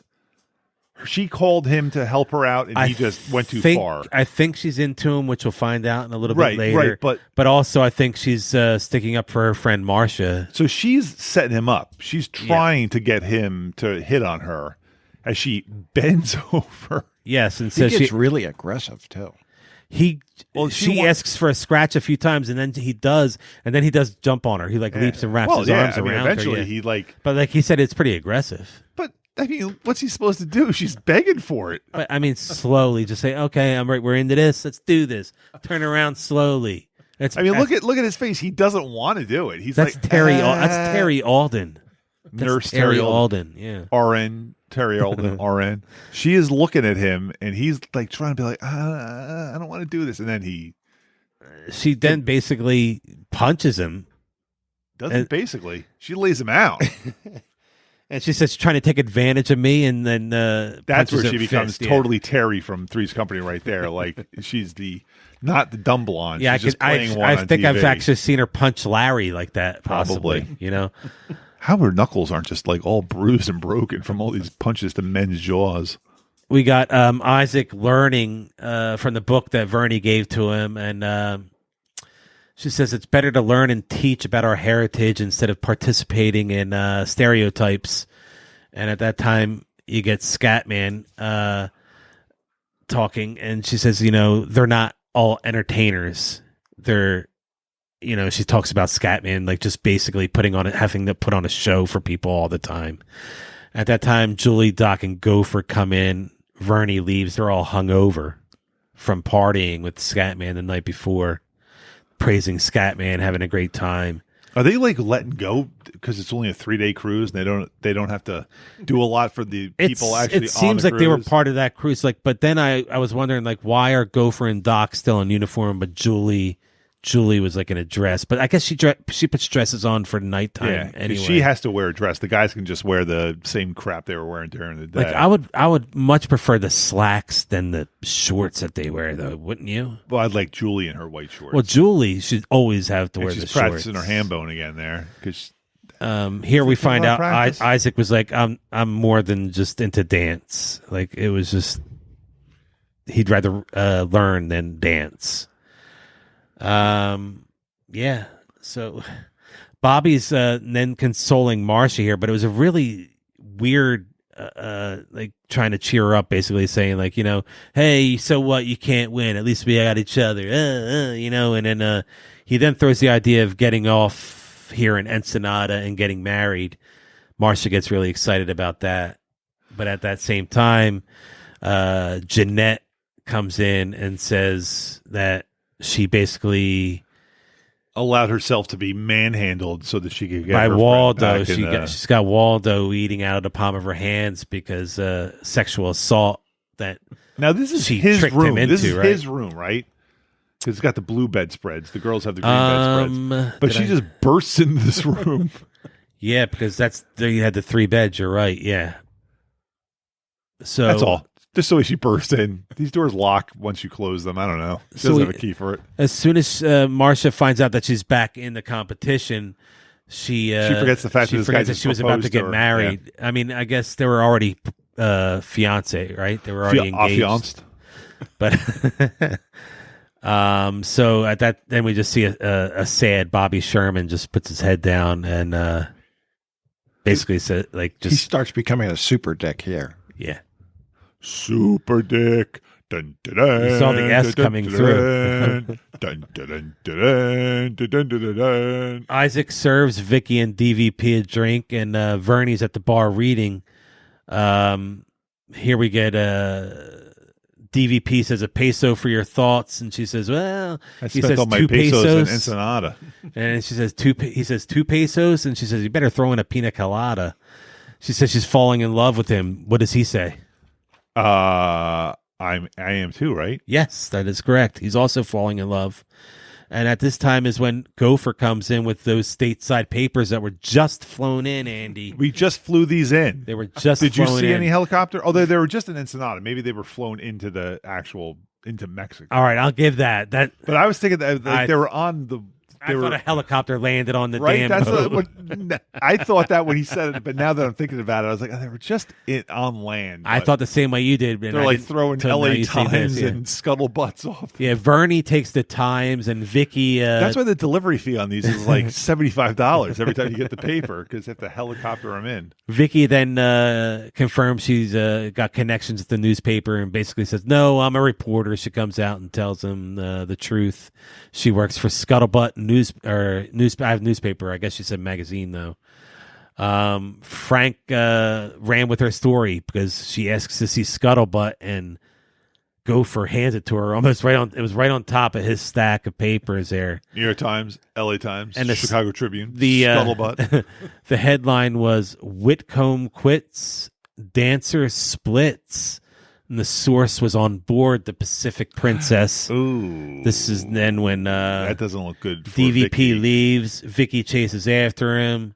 Julie interrupts as Vicky's running away to say that she got a long-distance call from Frank, Annie's boy Frank. And Vicky basically quits. She says, "Tell him I quit." No, wait. I'll do it. I want to have fun. I'm going to tell him. And she goes to quit.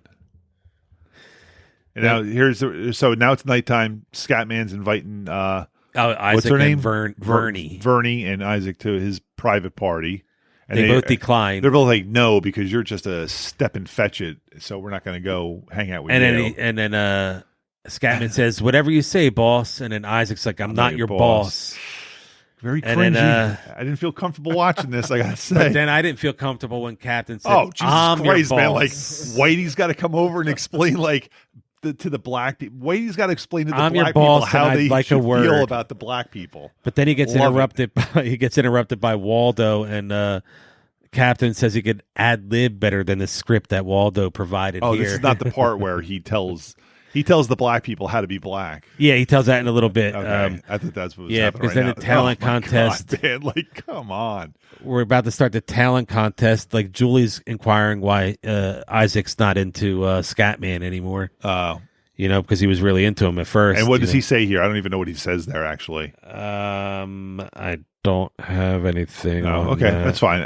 Oh, wait, he did say, "I've seen all this shuffling I can handle." That is what Isaac said there. Okay. The talent contest, Stubing was trying out some of his own jokes. That I don't. Yeah, well, this is where he starts.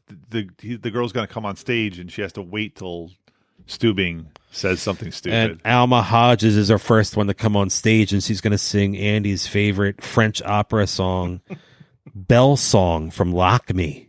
That's not my favorite Bell French Song opera from song. Lock Me. You don't even know what my favorite French opera song is. Do you have a favorite French opera song? Do the French do opera? I don't thought know. That was like the Italians that Yeah. did that. I don't At know. this time, too, you saw it real quick. Scatman was smoking. I thought that was pretty cool. Oh, was he? Yeah. Okay. Where is he? Is he right there in the front? right Is that there, his bald yeah. head I see right there? Okay. Teresa Chen, she did a magic act. She couldn't Did get she couldn't get the 3 rings apart though, and I don't know, almost it seemed like it was like supposed to be like that was her joke because then she was like pulling it up with her foot like playfully. It didn't work. I mean, That was maybe she was trying to be stand up comic as well, like but like she was prop comic. she went the carrot top way, yeah. Rita Alvarez comes out as a flamenco dancer. But then she does a split and she's unable to stand and needs the captain to help her up. They should have had Charo on playing this role. Charo would have been nice. I mean, they have her on retainer anyway, right? She was coming on already the show. working for the. I mean, maybe I don't she mean couldn't do it. I don't mean April the character. I mean Charo the actress. They should have had her Oh, coming on just playing playing herself. this role. Yeah, Playing the role. 7 episodes, 10 appearances. it doesn't have to be 8 April different every people. time. Yeah, And so, yeah, now the girl's stuck down there. Is she stuck to the floor? Did she suction herself to the floor? it was weird too. Like, I don't know. Jeanette then comes out for her. This has been an episode of like women getting oppressed and black people finding about their own heritage. And if we're not done yet, Terry comes out here in full Indian garb to do. I don't even know what she's doing. She was here. telling some sort of story or like acting it out too. With the There was feather no singing the or feather dancing in her hair. And It was just a little acting out. I figured like, oh, we've gone this far. We might as well keep going further. Then we get Marsha or Susie Corbett, and she's playing piano like A champ. Yeah. And they never even did the fake, let's show her hands playing the piano. They didn't even do that. They had man hands playing the piano. You saw just Billy Joel's fat thumbs like.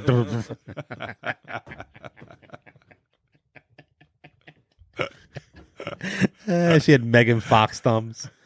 But back in 1978, Billy Joel's hands were probably that fat.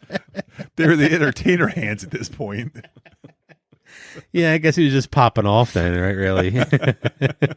He was still getting like Elle McPherson and Christy Brinkley at this age. He probably still is now. So we're going to find out who the winner is here, and the winner is Brian. Marsha Brady. That is correct. Marsha. She's always winning these things. Yeah. Poor Jan. Jerry Reichel, the fake Jan, would be really upset right now. Michelle was watching this part with me. She's like, where'd they get that tiara, Five Below? I was like, has there ever been a tiara not bought at Five Below? Like, who's buying a tiara anywhere else? Who's ever paid more than $5 for a tiara? During her her acceptance speech, Her acceptance and then resignation speech. Bobby's walking out, but before he walks out, she says that the thing that's most important to her is walking out of her life right this moment, and she wants to spend the rest of her life as Mrs. Rick Leonard rather than ambassadress to the Pacific Princess. And Beatrix. Ultimate dick move he did. Yeah, dude. Like this woman can make. She would have made $5,000. And he has no respect for her. Yeah, they're young. You can get married next year when she's not the Beatrix. Yeah, the 1 year. All you have to dominatrix. do is wait 1 year. They're She young. was so excited for this, and he just completely ignores it. Fuck him, man. They're very young here. They got 1 year. I mean, Bobby Sherman's probably got a few years on her, but still. But she's like, what, 22 here or something? Oh, you said before, 23? 22. Yeah. 22. So to skip a year so she can make some cash. That would have been nice. And she could probably take a bunch of cruises and he could probably go with her. Yeah. And he could perform as Bobby Sherman in the Lido Lounge or something like that.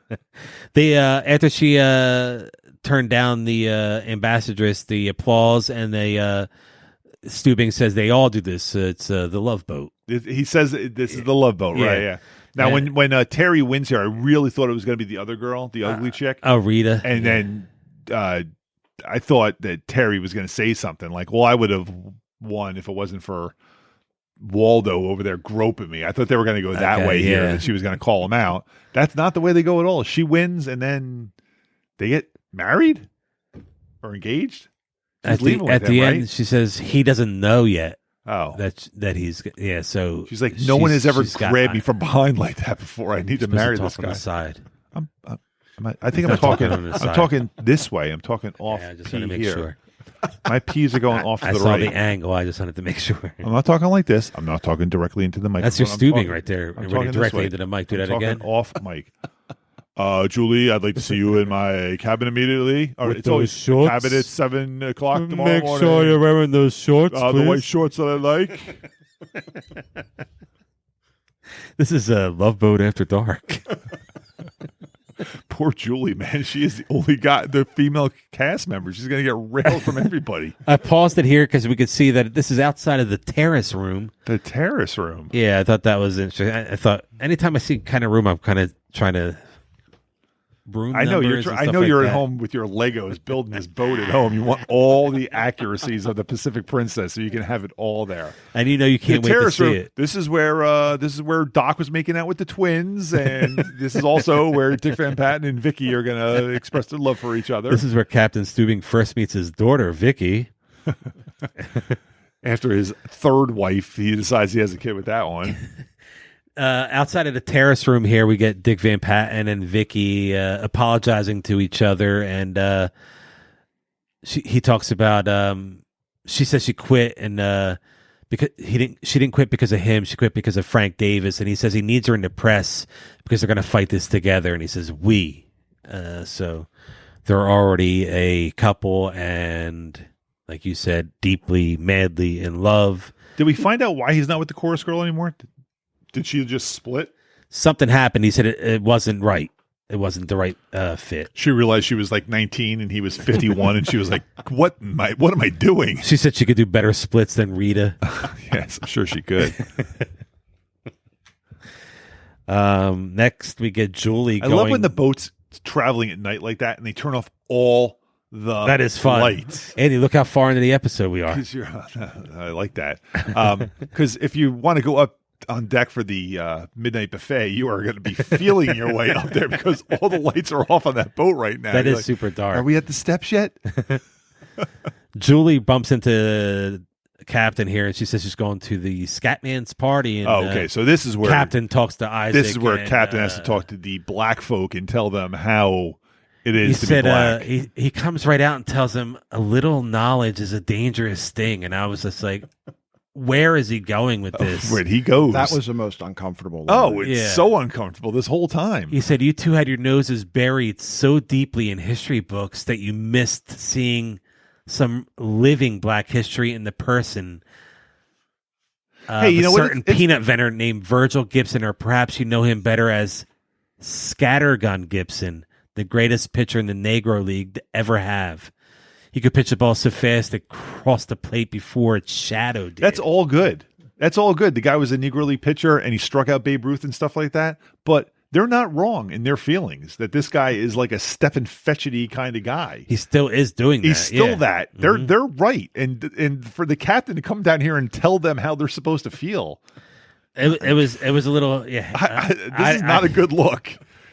Captain says he saw him pitch in an exhibition game against Don't the you Brooklyn people Dodgers know as a how you're kid. supposed to act? He said he mowed them down like they were little leaguers. So if John Rocker was all of a sudden to come on this podcast and be like, I struck out people, I'm like, yeah, but you're a ridiculous racist. I'm supposed to be okay with that because he pitched in major leagues? I guess you're supposed to, according to Captain Stubing. All right. Then Well, Vernie says, John if he- Rocker, if you want to come on this podcast, come on, man. I can talk about your career. I remember when you were pitching for the Braves. I remember him as well. Yeah. If he's Vernie asks if he's such a great black athlete, why does he bother to tap dance for everybody? And then Captain says, because in his day, that's what you had to do to get Yeah. along. Also, he hasn't thrown a pitch in like 40 years, so Had to I'm be- sure yeah. I'm sure the Negro League pension plan wasn't really paying off his debts Had to be there a in great the 70s. athlete, but you had to make people laugh while you were beating them. It is funny though, his private party. Now we go to his private party. It's just basically him ham-boning for like the 7 or 8 white people that came to his party. Yeah, Or- Stubing then said it was Yeah. if it wasn't for him, there wouldn't be black players in the major leagues today. I'm sure he helped. Which I was mean, nice, he's yeah. like the Satchel Paige of his era. I mean, Definitely, yeah. he's like the same as Satchel Paige. And that's when Isaac was like, and then there's black people tending bar on ships, and she said teaching history in colleges, and then That's when they all go to the party, and then they do the Babe Ruth story. Which do you know any of that? The Babe Ruth story? Well, didn't he tell Babe he was going to strike him out or something like that? Or yeah, it was it was an exhibition game against the Yanks. It was 1-0 going into the ninth. 1 out, man on first. He apologizes to Babe Ruth. Apologizes for what he's about to do. And they said, "Oh my God, you beat the Yankees." And then he said, "Just throw the ball, kid." He said, "Just throw the ball, kid." And then he said he did 3 times. He never seen it. He said then he walked out to the mound and said, "The way the world is, you aren't never going to be in the majors, but I want you to know that you are the best there is." And he shook his hand. I wonder if that's based on anything. I wonder if Babe Ruth ever actually talked to, because I know they did those barnstorming kind of games back in the 20s and stuff like that. So Gopher was like, "Wow, you beat the Yankees." And he said, "No, Lou Gehrig came up next and hit a home run." And Jesus, he did it with Lou Gehrig's disease. How crazy is that he got Lou Gehrig's disease? Like, what are the odds? Like, when I die of my disease, I almost doxed you. I almost doxed him. He almost doxed himself. I almost doxed him. Be like, wow, that's crazy. What are the odds that I got the disease that is named after me? Okay, so you know what? Everybody knows who Lou Gehrig is. That's true. No one probably knows who anybody else on the Yankees from that era. This is where Vernie then says there's a big gap in her education from everything that she's learned so far, and that is handboning. Yes, and then everybody started handboning. The captain too, but you don't really see the captain except all upper. It's all upper. Julie can't even do it. Julie looking up. There you go. Now you see the captain there. Oh, man. Oh man, Jeanette. Then we see that was just ridiculous. Jeanette saying goodbye to Marsha and Rick, and this is where she mentions that she is so tall. She's towering over both of them. She says here she's going to be Waldo doesn't realize it, but he has a heck of a back scratcher as well. Yeah, so she's hooking up with the pervy old guy that was the she's planning on marrying. What was his job? He was Waldo. The wrangler of these women. I guess the chaperone. Okay. The judging their moral character guy.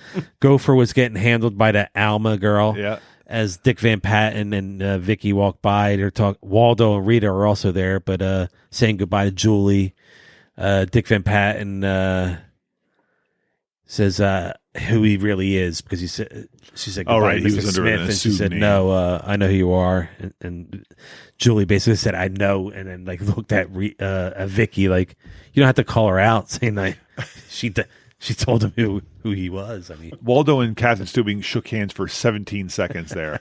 That is. Did you really count that, or was that just an exaggeration? I mean, they didn't. They're talking and talking and talking, and they were so they didn't let go the whole time. That is like 15 and a half seconds, way too long for a handshake. All right, and then especially in this era of COVID. Oh my God. Then you had Rick and Marsha saying goodbye, or Bobby and Marsha saying goodbye, and then Vernie offers to give Scatman a ride here, and he says he'd go any place with you. And Isaac's like, "Yo, back off, man! Like, I've been making my moves on her." Then they talked about the grape through a hole at 60 feet. Oh, right, yeah. He said, "Don't be ridiculous. It's a tall story. It gets taller every year." It was a raisin. Isaac then kisses Yvonne, which was really weird because he's like, she's like, "Not in front of everybody." He said, "I really dig you." So this is 3 episodes where Isaac has found love on the Love Boat in the first half of the first season. And this is also where Isaac. The captain says, "It's all right. We're one big happy family." Right. And then Isaac closes with, "Dad, could I use the ship tonight?" Good line. I laughed at that line, actually. I was like, that's a good line. I liked it. It was a very deep episode. Yeah, not a lot of laughs. It wasn't funny. They attempted some humor. It came off as just not funny, not bad, but just not funny. I felt, Priscilla Barnes in the end credits, not the beginning credits, and then he got co-starring all the like Rita and everybody. I think that's wrong. I don't know. It just doesn't seem. I'm sure it has something to do with like what they sign on, the pay scale or something. Maybe they sign their contracts. It's that time. Bruce Smith is the sound engineer, the guy from the Buffalo Bills. Jeez. Next week, let's see who we have for our cast. Frank Converse. I don't know that Did name. he invent the Chuck Taylors? Pat Crowley. Oof, over 2. Brett Housey. Peter Isaacson. Dude, are you sure you're reading from the Love Boat? Oh, here we go. 5 in, here we go. Marion Ross. All right. And then Marsha Strassman. That name sounds familiar, too. Jesus, man. Now, this is going to be an episode of nonsense, I'm sure. There's going to be no social commentary at all. You want to know the names of the stories? No. Save that for next week. We don't want to look ahead too much. People will be like, well, spoiler. I'll tell you. Spoiler. I'm going to tell you the name of one of the characters. Oh. L. Courtney Steubing the Fourth. L. Courtney Steubing the Fourth. Interesting. I'm not sure where that's going. Oh. Like, Courtney is a Nephew, girl's name. It's implying that it's the fourth. There's a guy. It's Peter it's Isaacson's a guy. playing that Courtney's, part. So, Courtney's a boy? yeah. Okay. So we'll find out more about that next week on. But we know that Merrill is a junior because we had Merrill's senior. I know what he is. I don't want to tell you, but Okay, that's fine. But yeah, it sounds like he should be related to Captain Steubing, but he's not his son. He might be his nephew, maybe, or cousin, uncle. We're going to find out on next week's exciting and new podcast, where you can also find us on YouTube. Please like, subscribe, rate, review, 5 stars. We could be found on Twitter, exciting and new. We're on Instagram. We're also on TikTok. And if we find out which person out there gave us the 4 stars on YouTube, I'm coming to your house and I'm burning it to the ground. I mean, that's not nice because it's somebody we know. That's what hurts the most. Because no one else is listening to this unless they know us. Yeah. I'm coming for you, Dana. Dana, when are you going to come on the podcast? I am Jizu74 at Twitter. Jizu74 also on Instagram, I believe. And I'm Andy. AE Gonzo1 on Twitter and Instagram. Papa Bad Kitty, Brian. Later, y'all.